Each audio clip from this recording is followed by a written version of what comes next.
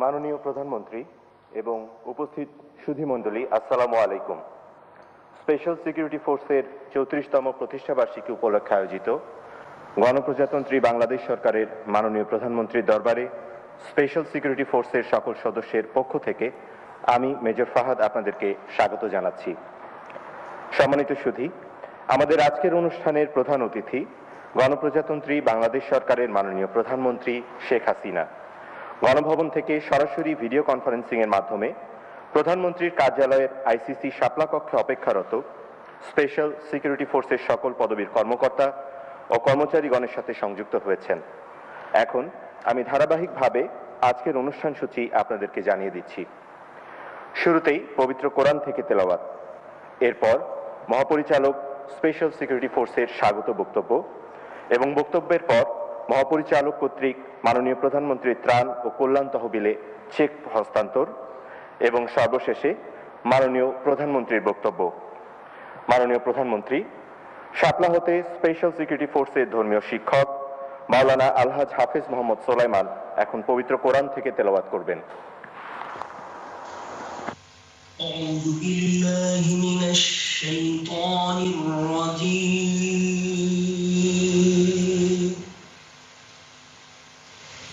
بسم الله الرحمن الرحيم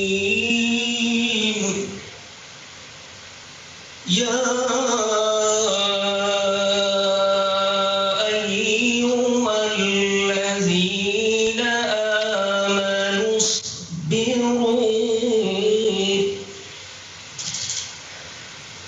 اصبروا وصابروا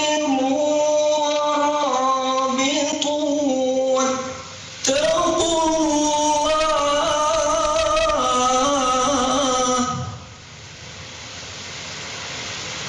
واتقوا الله لعلكم تفلحون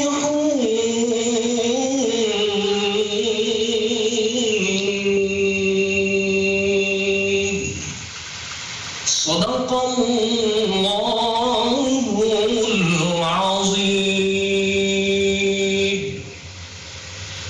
তিলাওয়াতকৃত আয়াতের অর্থ: হে বিশ্বাসীগণ, তোমরা সকল বিষয়ে ধৈর্য ধারণ করো আর তোমাদের সার্বিক নিরাপত্তা ব্যবস্থা জোরদার করো এবং জীবনের সকল ক্ষেত্রে মহান আল্লাহকে অধিক পরিমাণ ভয় করো, তাহলেই সফল কাম হবে। সূরা আলে ইমরান। ওয়া মা তাওফীকি ইল্লা বিল্লাহ। আসসালামু আলাইকুম ওয়া রাহমাতুল্লাহ। সম্মানিত সুধীমণ্ডলী, এখন আমাদের মাঝে স্বাগত বক্তব্য প্রদান করবেন স্পেশাল সিকিউরিটি ফোর্সের মহাপরিচালক মেজর জেনারেল মোহাম্মদ মুজিবুর রহমান।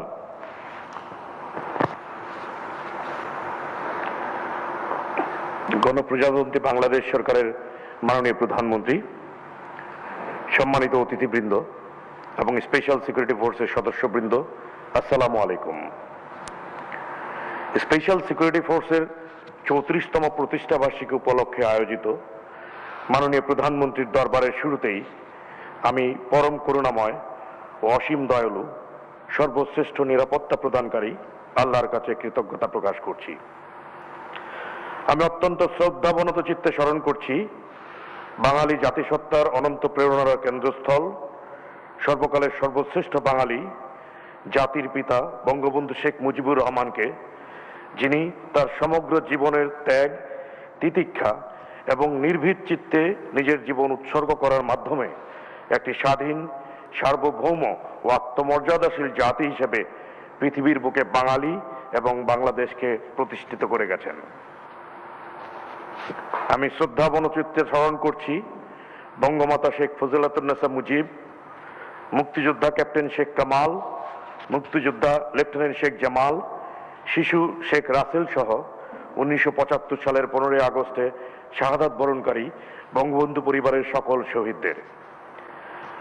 আমি স্মরণ করছি মহান স্বাধীনতা যুদ্ধে শাহাদাত বরণকারী সকল বীর শহীদদের, যারা বঙ্গবন্ধুর আহ্বানে যুদ্ধে ঝাঁপিয়ে পড়েছেন এবং সর্বোচ্চ আত্মত্যাগের বিনিময়ে আমাদেরকে স্বাধীন দেশ উপহার দিয়ে গেছেন।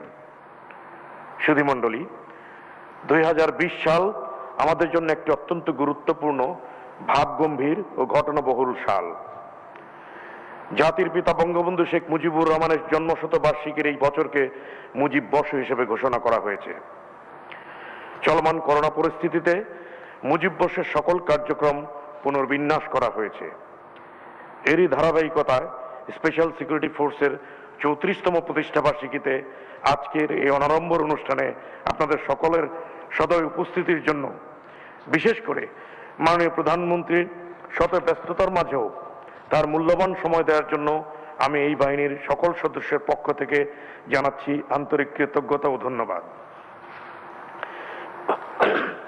মাননীয় প্রধানমন্ত্রী, স্পেশাল সিকিউরিটি ফোর্সের প্রধান হিসাবে আপনার সুদূর প্রসারী সিদ্ধান্ত, বিচক্ষণতা ও দিক নির্দেশনায় এই বাহিনী প্রত্যাশিত পেশাগত দক্ষতা অর্জন করেছে এবং সমৃদ্ধ হয়েছে। এই বাহিনীর উন্নতি সাধনের জন্য বিভিন্ন সময়ে আপনি যে সকল প্রশাসনিক এবং কল্যাণমুখী পদক্ষেপ নিয়েছেন তা আমরা সকলেই কৃতজ্ঞ চিত্তে স্মরণ করি। বিশেষ করে গত 10 মার্চ 2020 অনুষ্ঠিত একনেকের সভায় এসএসএফ এর জন্য একটি অত্যাধুনিক ত্রিমাত্রিক ফায়ারিং রেঞ্জের অনুমোদন দানের জন্য বাহিনীর সকলের পক্ষ থেকে আমরা আপনাকে কৃতজ্ঞতা জানাচ্ছি।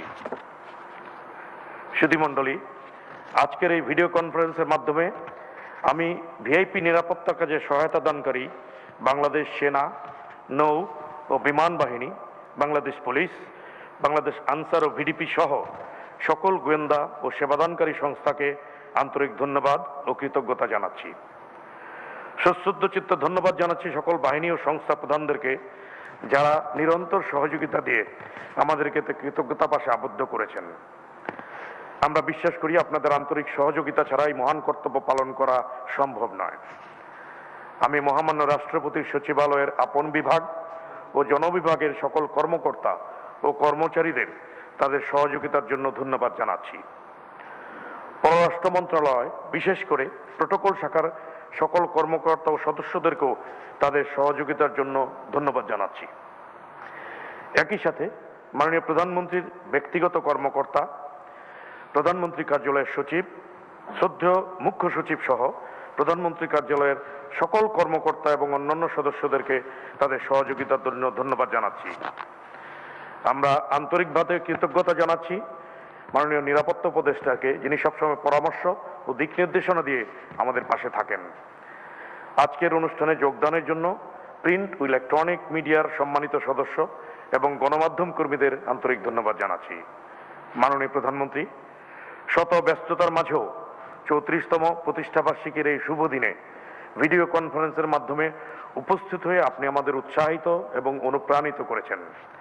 আমি এই বাহিনীর গর্বিত সদস্যদের পক্ষ থেকে আপনাকে জানাই সশ্রদ্ধ কৃতজ্ঞতা ও ধন্যবাদ। মাননীয় প্রধানমন্ত্রী, আপনার এবং আপনার পরিবারের সকল সদস্যের সুস্বাস্থ্য এবং সর্বাঙ্গীন কল্যাণ কামনা করে আমার বক্তব্য শেষ করছি। ধন্যবাদ মাননীয় প্রধানমন্ত্রী, ধন্যবাদ উপস্থিত সকলকে। জয় বাংলা, বাংলাদেশ চিরজীবী হোক। উপস্থিত সুধী, এখন স্পেশাল সিকিউরিটি ফোর্সের মহাপরিচালক চলমান এই করোনা পরিস্থিতিতে আক্রান্ত ও দুস্থদের সাহায্যার্থে মাননীয় প্রধানমন্ত্রী ত্রাণ ও কল্যাণ তহবিলে একটি চেক হস্তান্তর করবেন। স্পেশাল সিকিউরিটি ফোর্সের সকল কর্মকর্তার একদিনের বেতন এবং এ বাহিনীর সঞ্চিত অর্থ হতে চেকটি প্রদান করা হচ্ছে। আমি মাননীয় প্রধানমন্ত্রীর কার্যালয়ের সচিব জনাব তোফাজ্জল হোসেন মিয়াকে মহাপরিচালক স্পেশাল সিকিউরিটি ফোর্সের কাছ থেকে চেকটি গ্রহণ করার বিনীত অনুরোধ জানাচ্ছি।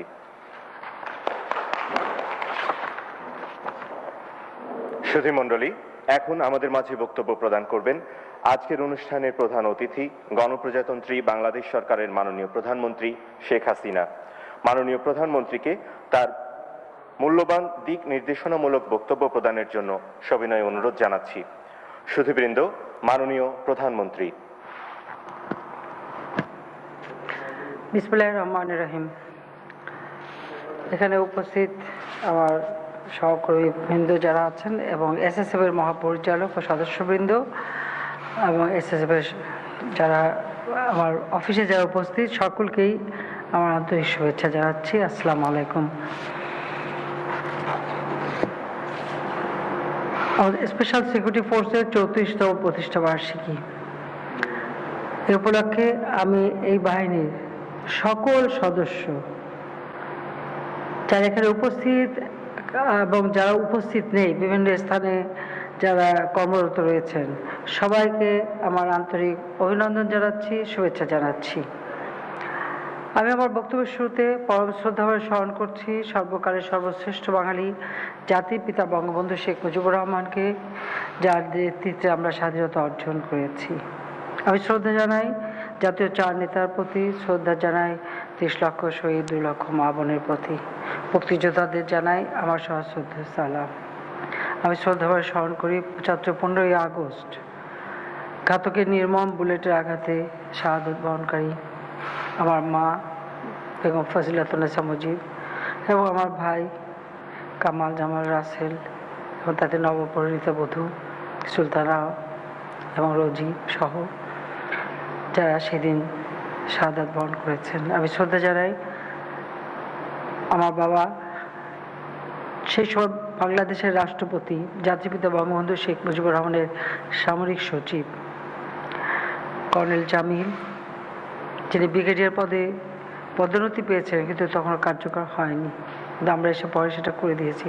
কাজে ব্রিগেডিয়ার জামিল তিনি যখন শুনলেন যে ওই বাড়ির আক্রমণ হয়েছে তিনি ছুটে এসেছিলেন, কিন্তু তাকেও ঘাতকের দল নির্মমভাবে হত্যা করে। ওই বাড়িতে উপস্থিত কর্মরত পুলিশ অফিসার একজন নিহত হন এবং একজন আহত হয়। সেদিন যারা জীবন দিয়েছে তাদের কথা আমি স্মরণ করি। এবং এই গোলার আঘাতে মোহাম্মদপুরে কয়েকটি বাড়ি, সেখানেও বেশ প্রায় 11 জন মানুষ এক পরিবারে মারা যায়, আরেকটি পরিবারে আরও কয়েকজন, এরকম 17 জন মানুষ মারা যায়। আমি তাদেরকেও স্মরণ করছি।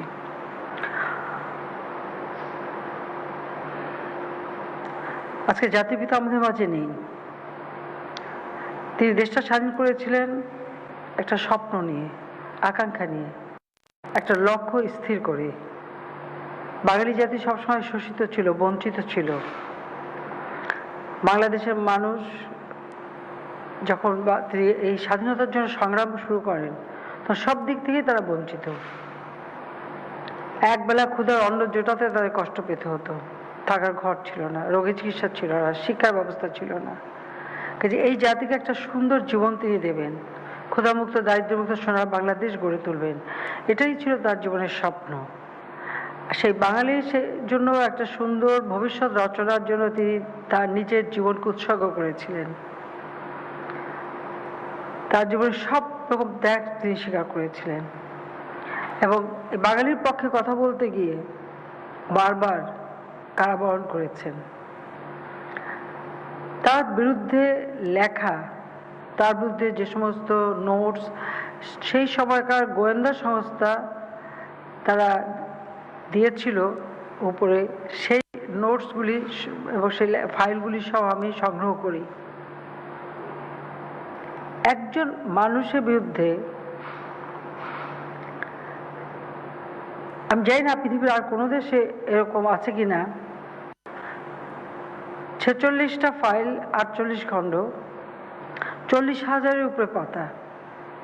তার বিরুদ্ধে কোথায় যাচ্ছেন, কি করছেন, সেই 48 সাল থেকে নিয়ে 71 সাল পর্যন্ত এই সমস্ত তথ্যগুলি আমি সংগ্রহ করে সেগুলি এখন আমরা প্রচার করছি। আমি মনে করি যারা এই নিরাপত্তার সাথে কাজ করেন তাদেরকে এগুলো একটু এ সম্পর্কে একটু জানা দরকার, যে একটা সেই সময়কার গোয়েন্দা সংস্থা কীভাবে তারা অনুসরণ করতো, কীভাবে কাজ করতো এবং তাদের এই লেখনীটা, এখানে অনেক খবরও জানা যায়।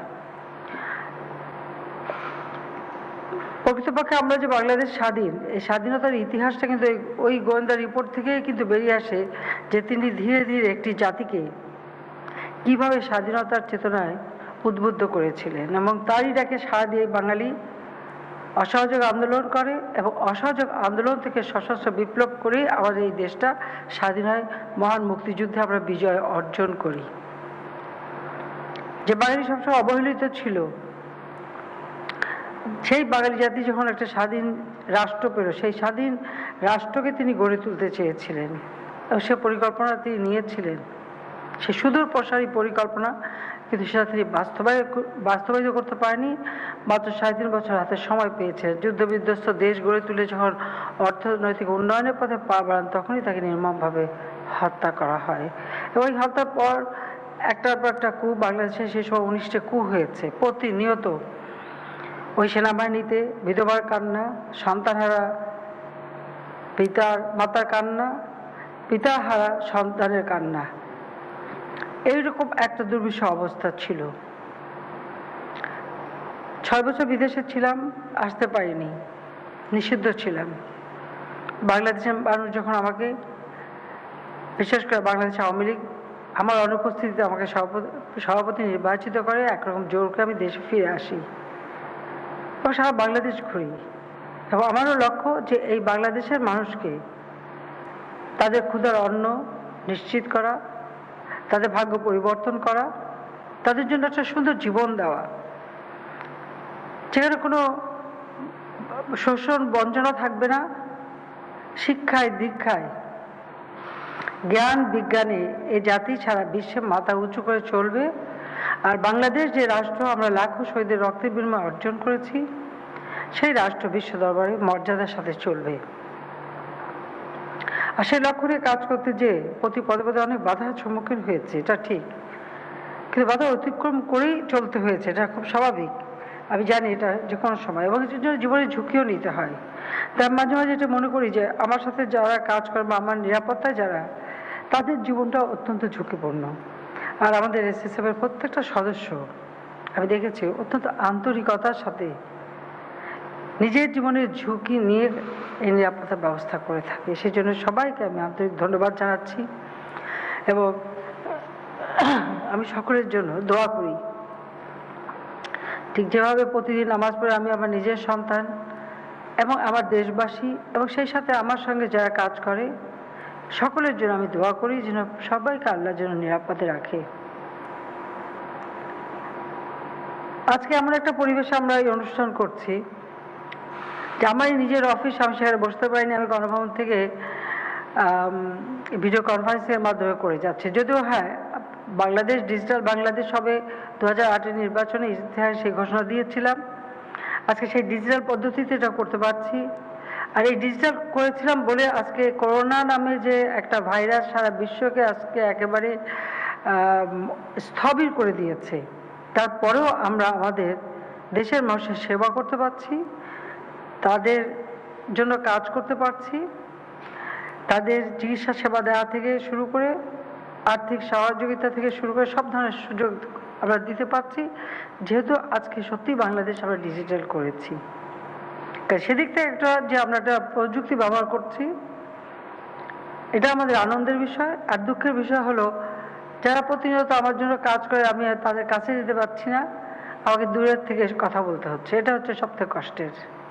তারপর আমি বলবো সবাই ভালো থাকবেন, সুস্থ থাকবে, সেটাই আমি কামনা করি। আমি যখন সরকার গঠন করি তখন আমি দেখেছিলাম যে আমাদের এসএসএফ এর মানে প্রতিনিয়ত তাদেরকে যেহেতু একটা মানে যে শুধু রাষ্ট্রের সরকার প্রধান বা রাষ্ট্রপ্রধান না, আমাদের দেশে প্রচুর বিদেশি অতিথি আসে, ভিআইপিরা আসে, অনেক দেশের রাষ্ট্রপ্রধান সরকার প্রধানরা আসে, তাদেরও নিরাপত্তা আমাদের নিশ্চিত করতে হয়। এই জন্য সব ধরনের প্রস্তুতি আমাদের দরকার। অনেক সময় আমরা দেখেছি যে সেই সময় আমি যখন প্রথমবার সরকার আসি, ঠিক ওই ধরনের মানে নিরাপত্তা দেওয়ার মতো আধুনিক তেমন কিছু আমাদের ছিল না, বা সংখ্যার দিক থেকে কম ছিল। তার উপর এতে বসবাসের জন্য কোনো সুনির্দিষ্ট সুরক্ষিত জায়গাও ছিল না। অনেক সময় অনেকেই সমস্যার সম্মুখীন হতে হয়েছিল, যে জন্য আমি সেই সময় প্রথম যে ফায়ারিংয়ে যে প্র্যাকটিস করার জন্য প্রথম 96 সালেই প্রথম, এখন যেটা আছে ওটা আমার সেই সময় করে দেওয়া, এখন আমরা আরও আধুনিক করে দিচ্ছি। পাশাপাশি বিশ্ব এগিয়ে যাচ্ছে, ক্রাইমের ধরনটাও বদলে যাচ্ছে। হয়তো আগে এক ধরনের হতো, এখন অন্যভাবে হয়। কাজে প্রতিনিয়ত কিন্তু আমরা এটা দেখতে পাই যে যত প্রযুক্তি ব্যবহার হচ্ছে, সেই প্রযুক্তি যখন ভালো কাজে ব্যবহার হয়, আবার মন্দ কাজেও ব্যবহার হয়। সেদিকে লক্ষ্য রেখে আমাদের যারা নিরাপত্তায় আছে তাদেরকেও সেই আধুনিক প্রযুক্তি জ্ঞান সম্পন্ন হতে হবে। কি কি ধরনের ক্রাইম হচ্ছে সেটা জেনে নিয়ে তার সঙ্গে সেটাকে কিভাবে প্রতিরোধ করতে হবে, তার জন্য যেমন প্রশিক্ষণ প্রয়োজন, প্রশিক্ষণের সাথে সাথে ইকুইপমেন্টসও দরকার। আমরা যতদূর আমরা পেয়েছি, আমরা কিন্তু আমাদের এসএসএফ এর জন্য সব আমি গিয়েছি, আমি ডিটেলসে যাব না, ডিটেলসে বলা বোধহয় ঠিকও হবে না, কিন্তু এটা নিশ্চয়ই আপনারা জানেন যে সব ধরনের ব্যবস্থা যখন যেটা আধুনিক আসে তখন পাওয়া যায় সেটা আমরা সংগ্রহ করার চেষ্টা করি। এখানে শুধু যাকে নিরাপত্তা দেওয়া হচ্ছে তারই নিরাপত্তা না, যারা নিরাপত্তা দেবে তাদেরটাও আমাকে চিন্তা করতে হয়। আর সেটা যদি চিন্তা না করতাম তাহলে হয়তো আমি এগুলি কিছুই মেনে নিতাম না। এটা হলো বাস্তবতা। কারণ আমি যখন বাংলাদেশে এসেছিলাম আমি জানতাম যে সেই সময় আমার বাবা মা ভাইয়ের খুনিরা তারা ক্ষমতায়, তারা দল করছে, তারা ব্যবসা বাণিজ্য করছে, তারা খুব অত্যন্ত শক্তিশালী, বিভিন্ন দূতাবাসে চাকরি করে, এবং তাদের ভিতরে একটা মানে খুব একটা অন্যরকম চিন্তা তাদের। আমাদের মহান মুক্তিযুদ্ধ চলাকালীন সময়ে যারা গণহত্যা চালিয়েছে, নারী ধর্ষণ করেছে, লুটপাট করেছে, হামলার পাকিস্তানি বাহিনীর দোসর ছিল, তারা ক্ষমতায়। স্বাভাবিকভাবে একদিকে যেমন যুদ্ধাপরাধীরা ক্ষমতা, একদিকে খুনিরা ক্ষমতায়। সেই পরিবেশে বাংলাদেশে যখন ফিরেছি, ধরো আমার তো কিছুই ছিল না, আমার চলাটা গাড়িও ছিল না, আমি এটা চিন্তাও করিনি। বাস ভাড়া করে চড়েছি, রিক্সা ভ্যানে চড়েছি, নৌকায় চড়েছি, সারা বাংলাদেশ ঘুরেছি। কি কারণে করেছি? একটাই কারণ, যে এই দেশের জন্য আমাকে কিছু করতে হবে। আমার বাবা যে কাজটা করতে পারেনি সেটা আমাকে সম্পূর্ণ করতে হবে। আমি কৃতজ্ঞতা জানাই বাংলাদেশের জনগণের কাছে যে তারা আমাকে ভোট দিয়েছে, নির্বাচিত করেছে, সুযোগ দিয়েছে তাদের সেবা করার। আর যার ফলে আজকে বাংলাদেশ, আমরা অন্তত একটু বলতে পারি যে এই করোনা ভাইরাসটা এসে আমাদের সকল অগ্রযাত্রাটা থামিয়ে দিয়েছে। সেজন্য সত্যি মাঝে মাঝে কষ্ট হয়, কিন্তু আজকে আমরা কিন্তু আমাদের দারিদ্র যেখানে আমরা পেয়েছিলাম 40 ভাগ, সেটাকে আমরা 20 ভাগে নামিয়ে এনেছি। আমাদের প্রবৃদ্ধি আমরা 8.1 ভাগে উঠিয়েছিলাম। আমাদের মূল্যস্ফীতি আমরা কিন্তু তার 5 থেকে 5.56 মধ্যে রাখতে সক্ষম হয়েছিলাম। আমরা মাথাপিছু আয় বৃদ্ধি করেছি, গ্রামের অর্থনীতিকে আমরা উন্নতি করেছি, এবং সেই সাথে আমাদের সকল সরকারি বেতন ভাতা যারা পায় সকলের বেতন ভাতা আমি বৃদ্ধি করে দিয়েছিলাম, যেন প্রত্যেকে তার নিজ সংসারটা সচ্ছলভাবে চালাতে পারে। ছেলে মেয়েদের পড়াশোনার জন্য বিনা পয়সায় বই দেওয়া থেকে শুরু করে চিকিৎসা সেবা মানুষের দূর করে পৌঁছে দেওয়া, অর্থাৎ সামাজিকভাবে অর্থনৈতিকভাবে কিভাবে আমাদের দেশের মানুষ উঠে দাঁড়াবে সেদিকে বিশেষ আমরা দৃষ্টি দিয়েছি এবং কাজ করেছি, এবং বেসরকারি খাতকে উন্মুক্ত করে কর্মসংস্থান ব্যবস্থা করেছি, যার ফলে আমরা এগিয়ে যেছিলাম খুব দ্রুত গতিতে। 2020 আমাদের জন্য অত্যন্ত গুরুত্বপূর্ণ একটা বছর। জাতির পিতা বঙ্গবন্ধু শেখ মুজিবুর রহমানের জন্ম শতবার্ষিকী। এই জন্ম শতবার্ষিকী উদযাপনের ক্ষেত্রে আমরা ব্যাপক কর্মসূচি নিয়েছি। আমরা দেশে বিদেশে এই কর্মসূচি নেওয়া হয়েছিল, এবং ইউনেস্কো তারা আমাদের সঙ্গে একই সাথে জাতির পিতার জন্ম শতবার্ষিকী উদযাপন করবে সেই সিদ্ধান্ত তারা নেয়। কারণ আমরা জাতিসংঘের স্বীকৃতি পেয়েছি, জাতির পিতার এই অবদান তারা স্বীকৃতি দিয়েছেন। 7ই মার্চের ভাষণ আজকে আন্তর্জাতিক প্রামাণ্য দলিলে স্থান পেয়েছে, যে এই ভাষণ এদেশে একটা জাতিকে উদ্বুদ্ধ করেছে স্বাধীনতার চেতনায়। 2500 বছরের ভাষণের মধ্যে এই ভাষণটি অন্যতম শ্রেষ্ঠ ভাষণ হিসেবে স্বীকৃতি পেয়েছে। কাজে আজকে যেই জাতির পিতার জন্মশতবার্ষিকী উদযাপন করবার যে ব্যাপক কর্মসূচি আমরা নিয়েছি, কিন্তু সেটা আমরা সেভাবে করতে পারলাম না, কারণ এই করোনা ভাইরাস, এই একটা ভাইরাস যেটা সারা পৃথিবী, যত শক্তিধর দেশ হোক, কত শক্তিধর দেশ তারা কথায় কথায় বম্বিং করতো বা গুলি করতো, মারতো, আজকে করোনা ভাইরাসের বিরুদ্ধে একবারও বম্বিং করতেও পারে না, গুলি করতে পারে না, মারতে পারে না, কিছু করতে পারে না, তারাও স্থবির। শক্তিশালী দেশ অর্থনৈতিকভাবে, তাদের অর্থ সম্পদ বিশ্বে তারা কোথায় আছে? আজকে কোথায় সেই ধনী দেশ? তাদের অর্থ সম্পদ কোনো কাজে লাগছে না, কারণ করোনা ভাইরাস। আজকে এই একটা ভাইরাস যাকে দেখা যাচ্ছে না, অদৃশ্য একটা শক্তি, জানি না আল্লাহ রাব্বুল আলামিনের কি খেলা।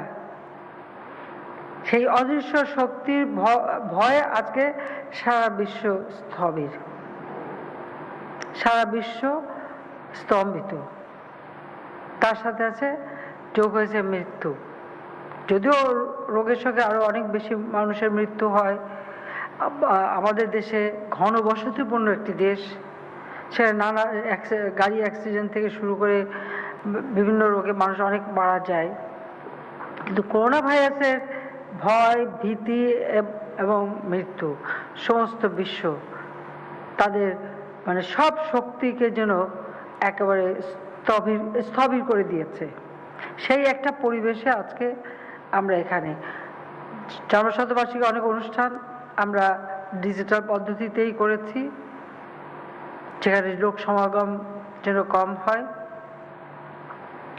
পাশাপাশি আমাদের অন্যান্য অনুষ্ঠানও, কারণ একদিকে মানুষকে বাঁচানো, আবার মানুষের খাবারের ব্যবস্থা, চিকিৎসার ব্যবস্থা, শিক্ষার ব্যবস্থা সেগুলো যাতে ঠিক থাকে, চলমান থাকে, সেদিকেও আমরা বিশেষভাবে লক্ষ্য রাখছি। সেদিকে লক্ষ্য রেখেও আমরা বিভিন্ন কর্মসূচি করে যাচ্ছি। তারপরে আমি বলবো যে আমি বারবার মানুষের মাঝে যাই এই কারণে, আজকে ডিজিটাল পদ্ধতি আছে বলে আমি যেতে পারছি, কথা বলতে পারছি। আমি চাই আমাদের মানুষের ভিতরে যেন একটা আস্থা থাকে, বিশ্বাস থাকে। সেই বিশ্বাস আস্থাটা ধরে রাখতে হবে, কারণ আমরা হার মানবো না। মৃত্যু তো হবে, মৃত্যু যে কোনো মুহূর্তে যে কোনো কারণে হতে পারে, কিন্তু তার জন্য মৃত্যু ভীতু হয়ে হার মানতে হবে এই ধরনের একটা অদৃশ্য শক্তির কাছে, এটা তো না। সেজন্য আমাদেরও সেইভাবে প্রচেষ্টা চালাতে হবে। এবং আমি দেশবাসীকে সেটাই বলবো যে স্বাস্থ্য সুরক্ষার জন্য যা যা নির্দেশনা সেগুলি মেনে চলে নিজের জীবনকে চালাতে হবে, কিন্তু আবার নিজেকে সুরক্ষিত রাখা মানে অপরকেও সুরক্ষিত রাখা, সেটাও মাথায় রাখতে হবে। সেটা যেন সবাই করে। আমি এসএসএফের সকল সদস্যকে আমি আন্তরিক ধন্যবাদ জানাই। এই বাহিনীতে আমাদের সেনাবাহিনী, নৌবাহিনী, বিমান বাহিনী, আমাদের পুলিশ বাহিনী এবং আমাদের আনসার বিডিপি সকলের মিলিত একটি মানে সংগঠন।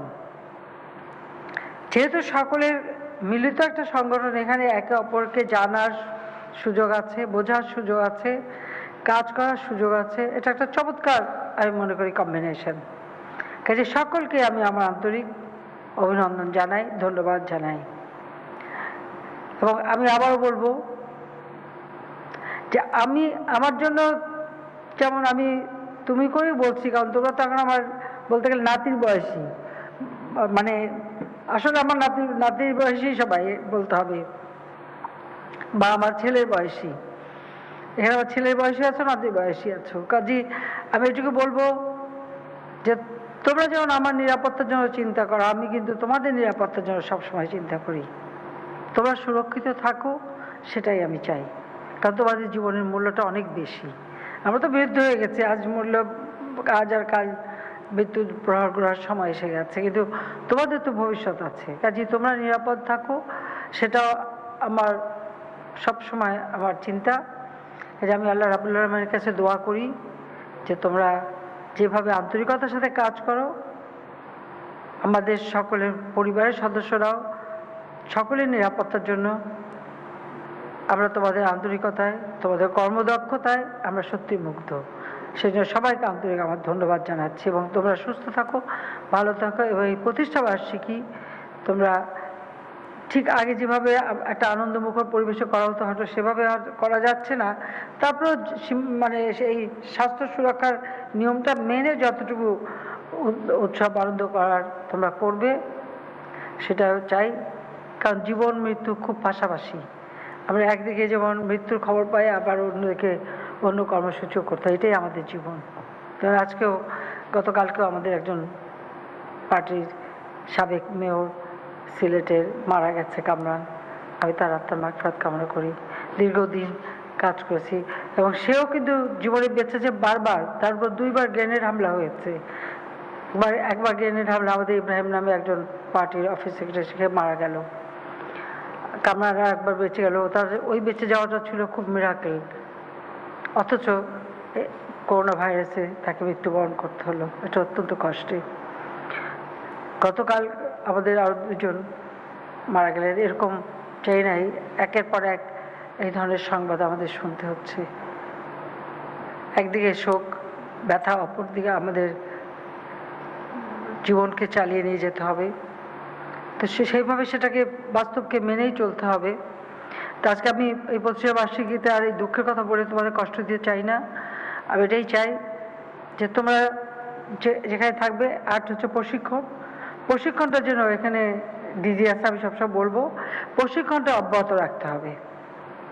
কারণ নিজেকে সুরক্ষিত করতে হলে অথবা যে ভিআইপিদের দিতে হবে সুরক্ষা, তার জন্য প্রশিক্ষণ সবসময় দরকার, প্রতিনিয়ত। সেই জন্য আমি যতটুকু যা সম্ভব করে দিয়েছি যে তোমরা নিজেকে শারীরিকভাবে সুস্থ রাখা, ফিট রাখা এবং প্রশিক্ষণে অব্যাহত রাখা এবং আধুনিক প্রযুক্তি জ্ঞান সম্পন্ন একজন তৈরি হবে, সেটাই আমি আশা করি। তো সবাই ভালো থাকো, সুস্থ থাকো, সেই দোয়া করি। আর 25 বার্ষিকীর শুভেচ্ছা সবাইকে আবার আমি জানাচ্ছি। খোদা হাফিজ। জয় বাংলা, জয় বঙ্গবন্ধু, বাংলাদেশ চিরজীবী হোক। মাননীয় প্রধানমন্ত্রী, আপনার নিকট কৃতজ্ঞতা। আমি নিশ্চিত আপনার এই দিক নির্দেশনামূলক বক্তব্য আমাদেরকে অনুপ্রাণিত করেছে। আমরা আমাদের কর্মে আত্মত্যাগে বলিয়ান হব। মাননীয় প্রধানমন্ত্রী, আপনার সদয় অনুমোদন ক্রমে স্পেশাল সিকিউরিটি ফোর্সের 34তম প্রতিষ্ঠা বার্ষিকী উপলক্ষে আয়োজিত দরবারের সমাপ্তি ঘোষণা করতে যাচ্ছি। ধন্যবাদ স্যার। পার্লামেন্টে তো সেই জন্য